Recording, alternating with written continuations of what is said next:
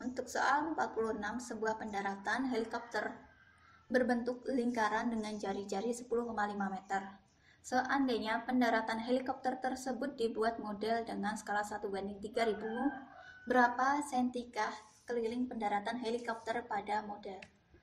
Apakah A 18 cm, B 20 cm, C 22 cm, D 24 cm, E 26 cm? Karena pendaratan helikopter tersebut berbentuk lingkaran, maka kita hitung pendaratan helikopter dengan rumus keliling lingkaran. Di sini 10,5 meter dijadikan senti terlebih dahulu, yaitu 10.500 cm. Jadi tinggal kita masukkan saja 2 kali 22/7 kali 10.500 sama dengan 66.000 cm. Dan skala yang akan dibuat adalah 1:3000. Jadi 1/3000 dikali 66.000 sama dengan 22 cm. Jawabannya yang C. Untuk soal 47, Hanyak anak keturunan Ken Arok yang menjadi Raja Singosari. Kertanegara adalah raja terakhir Singasari. Gajah Mada bukan anak keturunan Ken Arok. Pernyataan yang sesuai dengan pernyataan di atas. A. Gajah Mada menjabat Patih Singasari. B. Kertanegara bukan keturunan Ken Arok namun menjadi Raja Singasari. C. Gajah Mada bukan Patih Singasari tetapi Patih Majapahit. D. Meskipun bukan anak keturunan Ken Arok, Gajah Mada menjadi Raja Singasari. Apakah E. Ken Arok merupakan leluhur Kertanegara? Untuk opsi A, Gajah Mada menjabat Patih Singasari, di dalam soal tidak ada keterangan, jadi kurang tepat. Untuk yang B, Kertanegara bukan keturunan Ken Arok namun menjadi Raja Singasari. Di dalam soal adalah Kertanegara adalah raja terakhir Singasari, sedangkan yang menjadi Raja Singasari adalah keturunan Ken Arok. Jadi pernyataan B di sini kurang tepat juga. Untuk yang C adalah Gajah Mada bukan Patih Singasari tetapi Patih Majapahit. Di dalam soal juga tidak ada keterangannya, jadi kurang tepat juga untuk opsi C. Untuk opsi D, meski bukan anak keturunan Ken Arok, Gajah Mada menjadi Raja Singasari. Di dalam soal juga tidak ada keterangan tersebut, jadi kurang tepat. Dan E. Ken Arok merupakan leluhur Kertanegara. Di sini benar karena yang menjadi Raja Singasari adalah keturunan Ken Arok. Kertanegara adalah raja terakhir Singosari dan hanya anak keturunan Ken Arok yang menjadi Raja Singasari. Berarti Ken Arok adalah leluhur atau nenek moyang Kertanegara. Jawaban yang tepat yaitu yang E. Ken Arok merupakan leluhur Kertanegara. Untuk soal ke-48, semua prajurit Singosari menyimpan keris di pinggangnya. Sebagian prajurit Singasari bersenjatakan tombak panjang. Pernyataan yang sesuai dengan pernyataan di atas adalah A. Prajurit Singasari yang menyimpan keris di pinggangnya pasti bersenjatakan tombak panjang. B. Sebagian prajurit Singasari bersenjatakan tombak panjang dan sebagian lainnya bersenjatakan panah. C. Sebagian prajurit menyimpan keris di pinggangnya dan bersenjatakan tombak panjang. D. Sebagian prajurit Singasari tidak menyimpan keris di pinggangnya namun bersenjatakan tombak panjang. E. Sebagian prajurit Singasari menyimpan keris di pinggangnya dan bersenjatakan panah. Di sini kita bisa menggunakan logika matematika. Karena semua prajurit Singasari menyimpan keris di pinggangnya dan juga sebagian bersenjatakan tombak panjang, berarti sebagian prajurit Singosari menyimpan keris di pinggangnya dan bersenjatakan tombak panjang. Jawaban yang tepat yaitu yang C.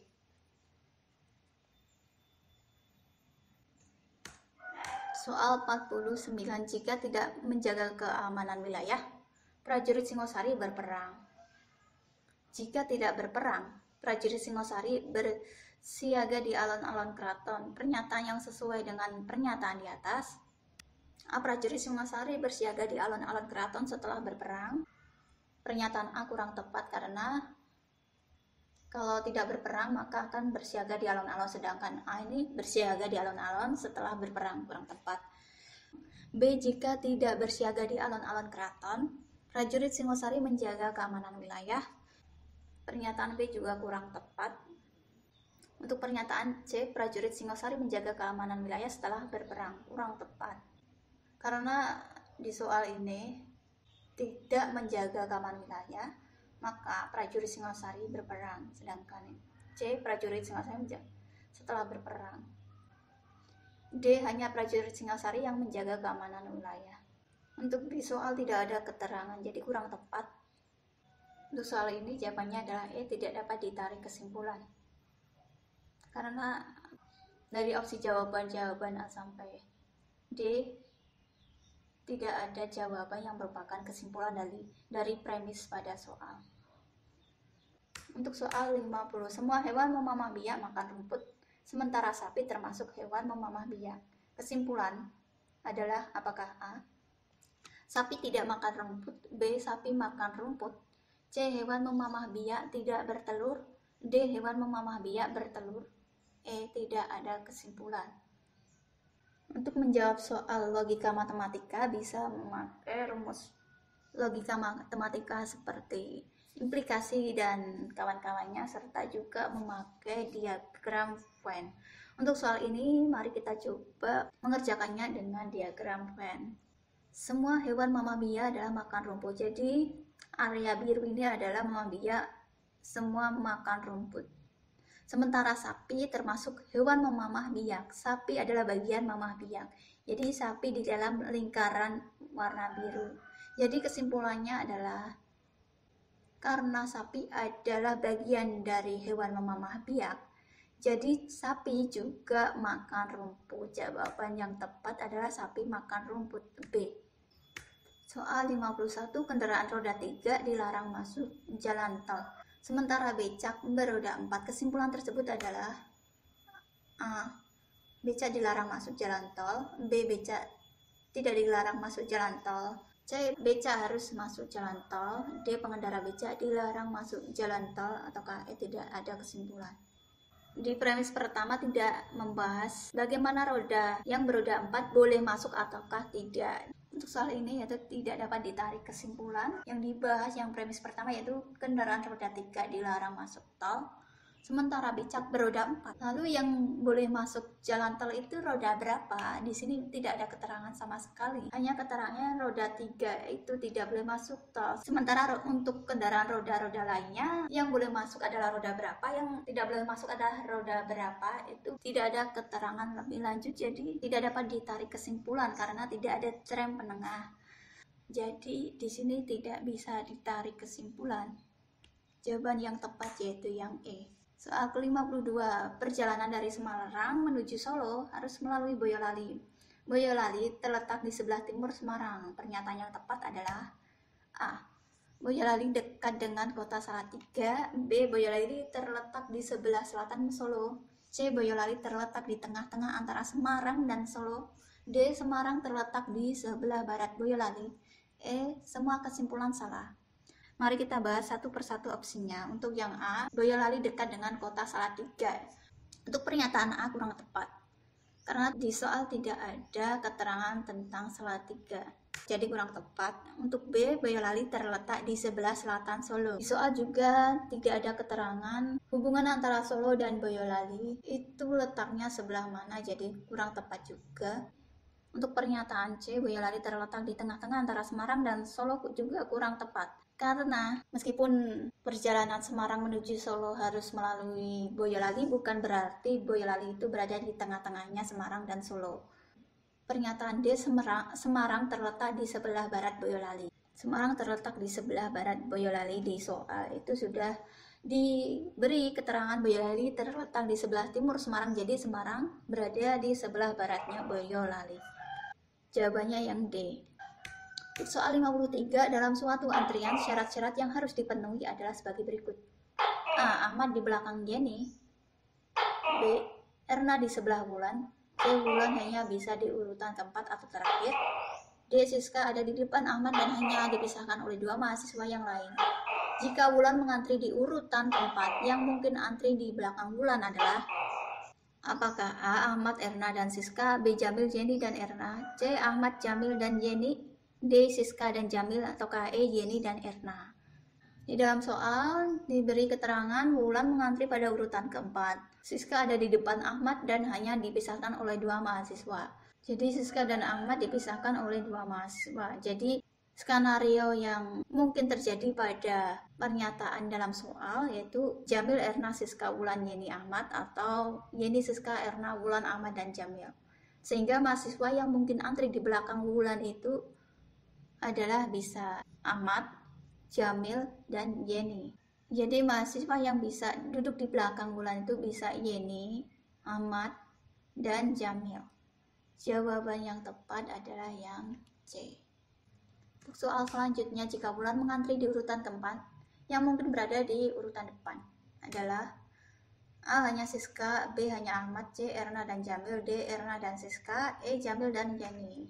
Jawaban yang tepat adalah yang E. Seperti skenario yang sebelumnya tadi, nomor 55, bila Erna berada pada urutan kelima, satu-satunya mahasiswa yang mungkin berada di urutan terdepan adalah A. Siska, B. Wulan, C. Ahmad, D. Jamil, E. Yeni.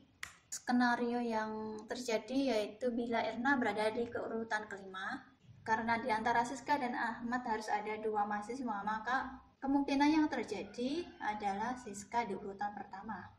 Jawaban yang tepat yang A. Untuk soal 56. Soal nomor 56, tentukan satu gambar yang mempunyai persamaan.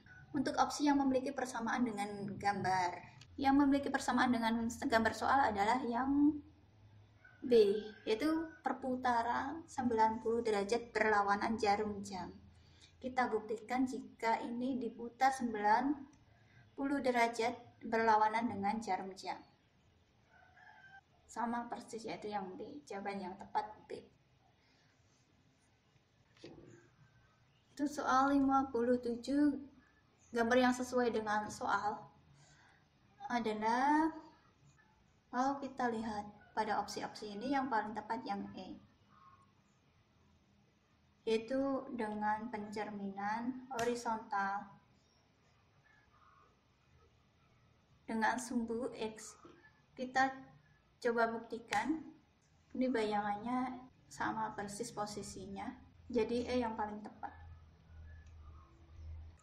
Soal 58, di sini yang paling tepat yaitu yang A, posisinya sama. Ini di sini di sudutnya ini juga di antaranya, dan panah di depan ini adalah yang di depan.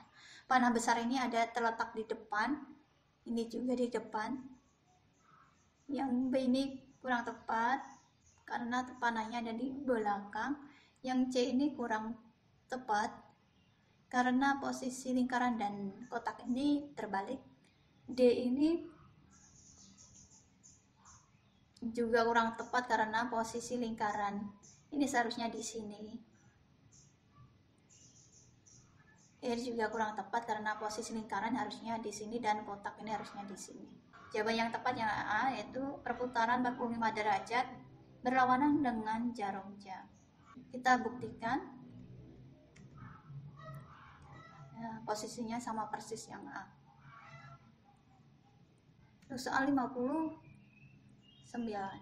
Jika jaring kubus ini dirangkai, maka yang paling tepat adalah yang D.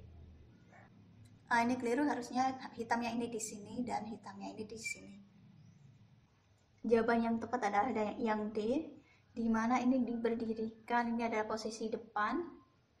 Ini posisi atas di sini menempel dengan di sini, jadi hitamnya ini berada di posisi di sini. Dan ini adalah posisi samping. Ini sama ini adalah berseberangan. Jadi jawaban yang tepat yaitu yang D. Soal 60. Untuk ini yaitu yang paling tepat adalah yang E. Sesuai kotaknya juga sesuai. Panah putihnya juga sesuai, serta panah hitamnya juga sesuai ke bawah.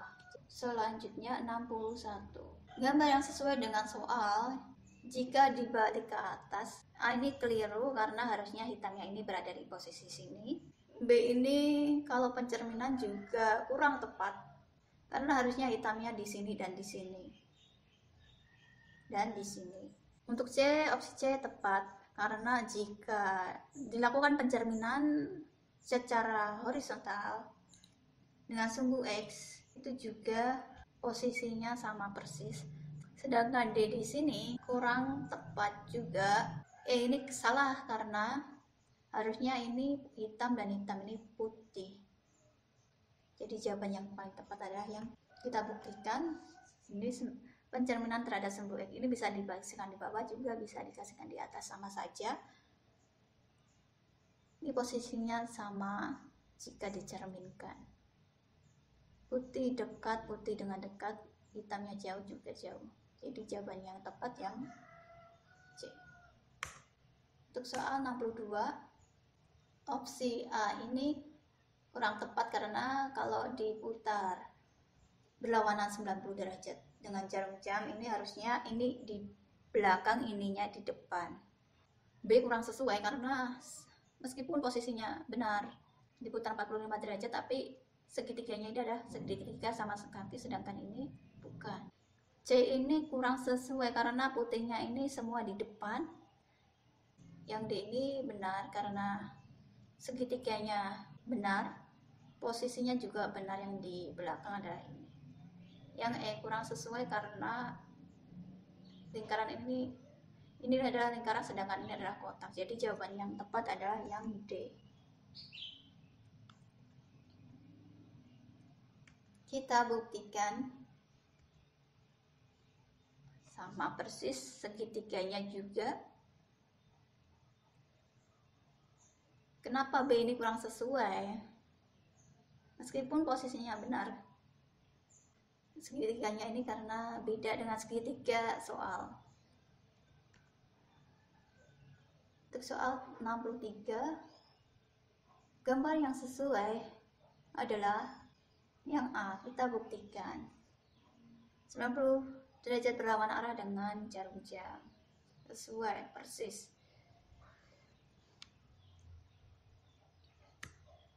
Untuk soal 64, jawaban yang tepat di sini yang paling sesuai dari gambar-gambar, dari opsi-opsi di bawah ini, yaitu yang E, yaitu berputar 135 derajat searah jarum jam. Kita buktikan sesuai. Ini hitamnya di belakang, putih depan. Ini putihnya di belakang, sesuai. Untuk soal 65, ini dengan ini adalah pencerminan sumbu Y. Y yang paling sesuai adalah, jawaban yang paling tepat adalah yang A.